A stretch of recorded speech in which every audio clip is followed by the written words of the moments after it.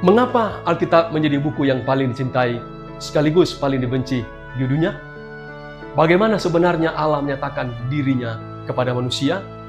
Mengapa Alkitab memiliki otoritas atas iman dan kehidupan kita? Dan apa arti Alkitab bagi hidup kita hari ini? Temukan jawabannya dalam program Grounded in the Bible. Mari kita berdoa. Bapa di sorga, saat ini kami akan mendengarkan firman Tuhan. Roh Kudus Tuhan menuntun kami untuk mendengarkan firman Tuhan saat ini. Dalam nama Tuhan Yesus Kristus, kami berdoa. Amin. Alkitab mengilhami tindakan paling mulia, tetapi juga dituduh sebagai penyebab konflik dan kejatuhan kerajaan. Namun, keunikan Alkitab bukan pada pengaruh politik atau budayanya, melainkan pada sumbernya dan fokus utamanya, yaitu pernyataan Allah tentang dirinya melalui Yesus Kristus, Juru Selamat dunia. Mengapa Alkitab menjadi buku yang paling dicintai sekaligus paling dibenci di dunia? Tidak ada buku seperti Alkitab. Banyak orang mati karena mencarinya, dan banyak pula yang dibunuh karena mempertahankannya. Bagaimana sebenarnya Allah menyatakan dirinya kepada manusia? Allah menyatakan dirinya melalui dua cara, yaitu wahyu umum dan wahyu khusus. Wahyu umum adalah pernyataan Allah melalui alam, sejarah, dan hati nurani manusia. Langit, matahari, hujan, dan relasi kasih dalam keluarga bersaksi tentang Allah yang penuh kasih. Di dalam firman Allah, Mazmur 19 ayat 2 berkata, langit menceritakan kemuliaan Allah. Dan di dalam Roma pasal 1 ayat 20 menegaskan bahwa kuasa dan keilahian Allah nyata melalui ciptaannya. Kalau begitu, relasi manusia bisa mencerminkan kasih, tetapi juga kebencian. Wahyu umum tidak menjawab secara penuh pertanyaan tentang asal dosa, konflik antara baik dan jahat, dan jalan keselamatan. Di manakah Allah memberikan jawaban yang jelas? Melalui wahyu istimewa, yaitu kitab suci. Allah berbicara melalui para nabi, dan puncaknya melalui Yesus Kristus. Pertanyaannya, apa fokus utama seluruh Alkitab? Fokus Alkitab adalah Yesus Kristus. Perjanjian Lama menunjukkan kepada Mesias yang akan datang, dan Perjanjian Baru menyatakan Mesias itu telah datang melalui Yesus Kristus. Di manakah puncak pernyataan kasih Allah? Di salib Kristus.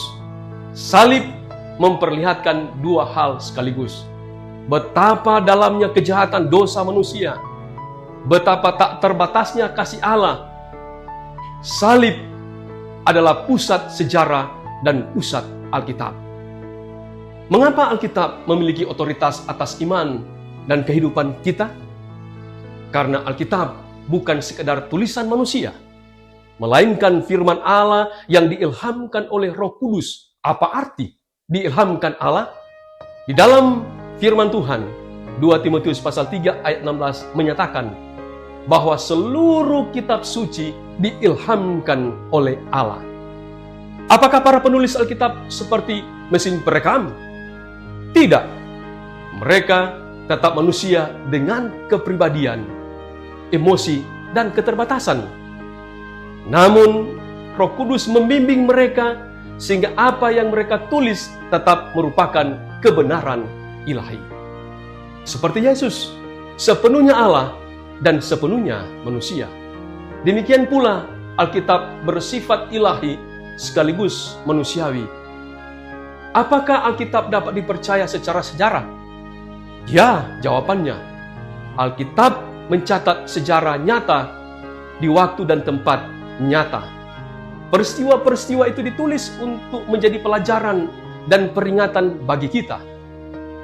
Penemuan seperti gulungan laut mati menegaskan bahwa teks Alkitab dipelihara dengan sangat teliti. Mengapa Alkitab mencatat dosa tokoh-tokoh secara jujur? Karena Alkitab bukan propaganda manusia. Tanpa inspirasi ilahi, tidak ada penulis yang berani menyatakan kegagalan Nuh, Daud, Musa, Petrus, dan para rasul secara terbuka. Pertanyaannya, bagaimana sikap Yesus terhadap kitab suci? Yesus menerima kitab suci sebagai otoritas mutlak. Ia berkata, ada tertulis saat melawan pencobaan. Ia menegaskan bahwa kitab suci bersaksi tentang dirinya. Mengapa banyak orang sulit menerima Alkitab? Karena tanpa penerangan Roh Kudus, kebenaran rohani tidak dapat dipahami sepenuhnya. Roh Kudus dan kitab suci tidak dapat dipisahkan. Apa arti Alkitab bagi hidup kita hari ini? Alkitab adalah suara Allah yang hidup. Ia mengajar, menegur, memperbaiki, dan mendidik kita dalam kebenaran. Melalui firman-Nya, kita diperlengkapi untuk perbuatan baik. Di dalam 2 Timotius pasal 3 ayat 16-17. Allah memanggil kita bukan sekedar membaca Alkitab, tetapi berjumpa dengannya melalui firman itu dan menemukan keselamatan di dalam Yesus Kristus. Tuhan memberkati kita saat ini. Mari kita berdoa. Terpujilah Tuhan Allah saat ini. Oleh karena kami telah mendengarkan firman Tuhan. Kiranya Tuhan memberkati firman yang sudah disampaikan saat ini.